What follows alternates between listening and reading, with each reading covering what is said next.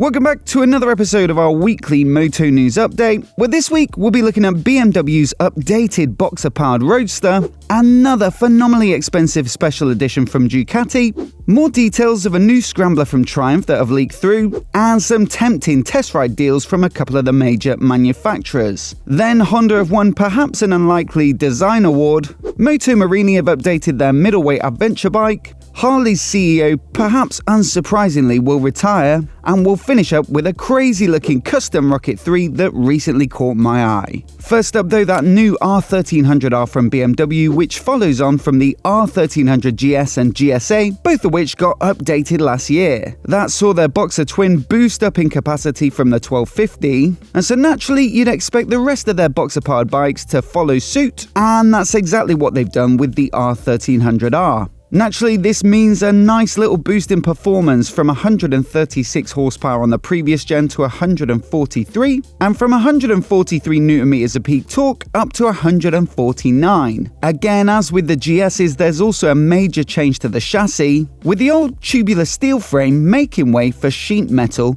with a cast aluminium subframe. It doesn't seem to do much for the weight though, with it still coming in around 239 kilograms curb, although perhaps the new wheel design, which they say sheds 1.4 kilograms between the pair, will actually give you more of a sense of agility out on the road, with less rotating and unsprung mass having a more profound effect on the riding dynamics. Now, the riding position is also said to be a little more sporty than the previous Gen 1250, with lower, flatter handlebars, and the pegs move back a bit to get the rider more so over the front wheel. And while the standard seat height is still pretty low at 785mm, well, you got a couple of options in the accessories catalogue, including both a low and high seat. The low takes 25mm off, so I guess down to 760mm, which is really very low, whereas the high seat goes up by 20mm to 805, which I think sounds more to my taste. Now, visually, of course, the bike is updated too, looking more sweeping and modern than the 1250, a lot of which I guess comes from the new chassis, but also the bodywork revision and the new headlight. Then the technology suite is also significantly expanded as per many of the features found on the new GS's, with keyless ignition, 3 riding modes, and their dynamic ESA electronic suspension all fitted as standard. Then, if you're willing to fork out for it, you can also get their DSA suspension, which is a bit of an upgrade and can also self-adjust the spring rate, a front-facing radar for active cruise control and front collision warnings, and then also their ASA or automated shift assistant, which replaces the traditional clutch and shifter with electronic actuators, so you can run it as a twist and go automatic. Now, pricing for this one starts at about 13 grand for the base bike, and then steadily rises up to over 16 grand for the TE version with the ASA spec'd up. So look, not cheap, but then there aren't that many bikes like it on the market, with it being a fairly sensible take on the sporty naked format, with the torque-focused engine rather than top-end revs, and a fairly weighty but cushy chassis. I'm sure it'll sell every bit as well as the last one though,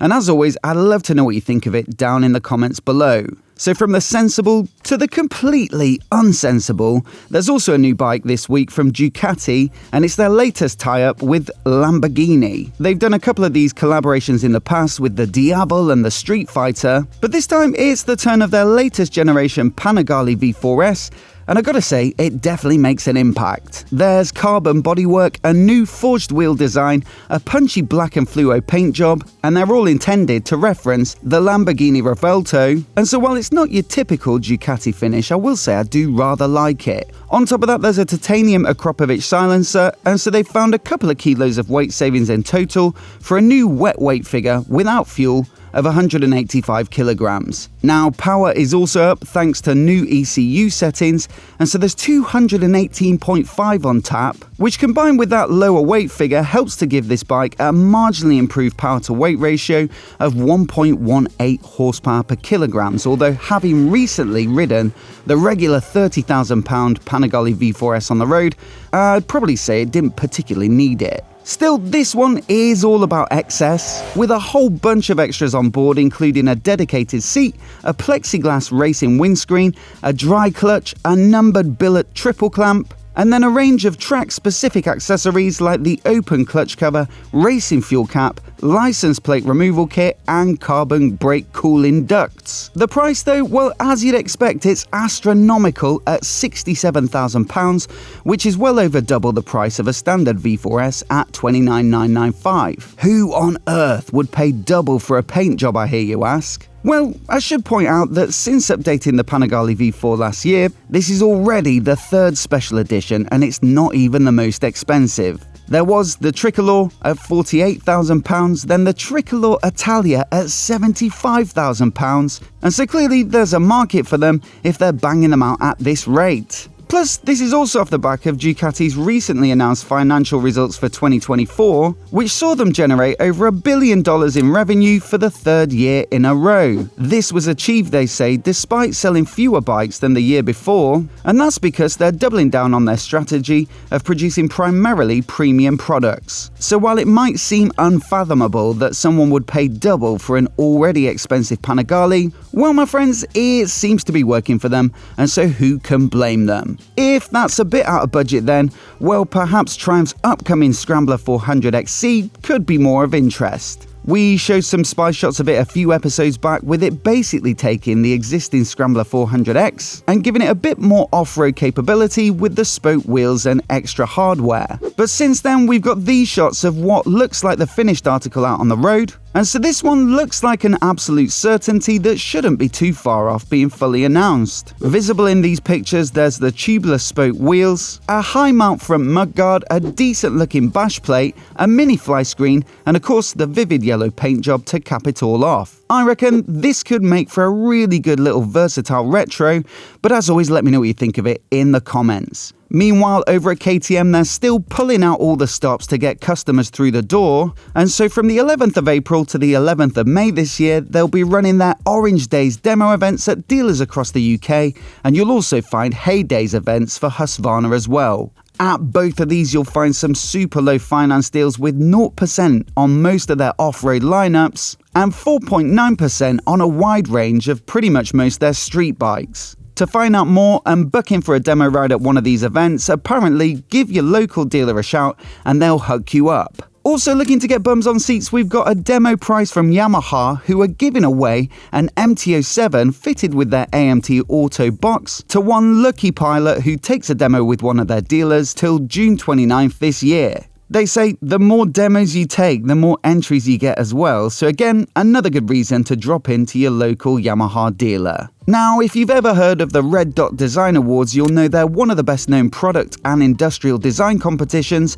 and in the past they've given a nod to bikes like the Ducati Diavol V4 or Yamaha's MT-09. This year though, it's something that you might consider to be a little less sexy, but perhaps a worthy winner from a practicality and utility perspective, and that's the humble Honda NC750X. Commuters across the globe will probably vouch for the frugality and ease of use, with a torquey twin that chugs along efficiently, a low-slung centre of mass, a frunk to store your lid in, and their DCT box available for simple automatic riding. And so while it might not be the bike that immediately springs to mind when you dream of a lottery win, well, perhaps it's still fair enough to get this award. Now, the latest Euro 5+ emissions regulations have been forcing many manufacturers to update their bikes for 2025, making sure they run clean enough to still be allowed to be on sale, and often also taking the chance to issue some other minor updates. But Moto Morini have perhaps done something a little more meaningful with their affordable middleweight adventure bike, with the Escape 650's engine being updated with 3mm more stroke, which means it gets a boosting capacity from 649cc to 693. That means it's now called the Escape 700, and it gets an 18% boost in power from 60 horses peak up to 70,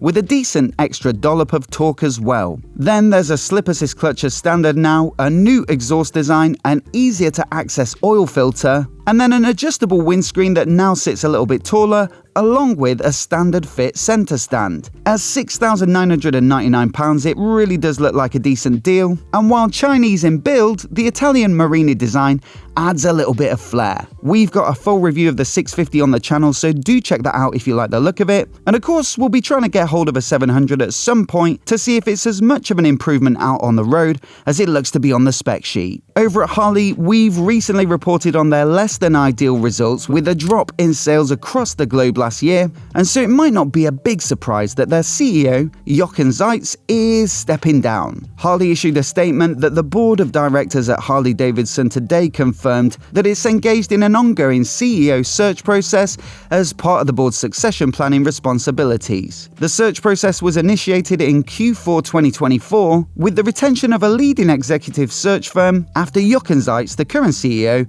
expressed an interest in retiring from the company in 2025 after 5 years in the CEO position and subject to the appointment of a suitable successor. Harley really do seem to be in a sticky patch at the moment, and I'm not sure who'd really be wanting that gig. And so I'd love to know from you in the comments if you think someone can realistically turn things around, or is the unaffordability of such an expensive toy a fundamental problem that will be impossible to solve in the current climate. Now, I thought I'd wrap up this week with a custom Triumph Rocket 3 that I recently saw on Instagram, built by Box 39 Motorcycles. It's called Agostina, and it's probably the most stunning looking custom rocket that I've ever seen, with bespoke wheels and bodywork that I think completely transform the looks. The rims are much larger in diameter than the balloon tire vibe on the standard rocket, and the bronze and gunmetal finish looks super stealthy to me. What a beauty! But as always, I'd love to know what you think of the stories this week, so please do leave a comment down below, and I'll leave last week's episode on the screen now so you can give it a click and give it a watch in case you missed it. Do hit subscribe for more of the latest motorcycle news right here on MOTOBOB. A massive thanks for watching this week, and we'll see you in the next video.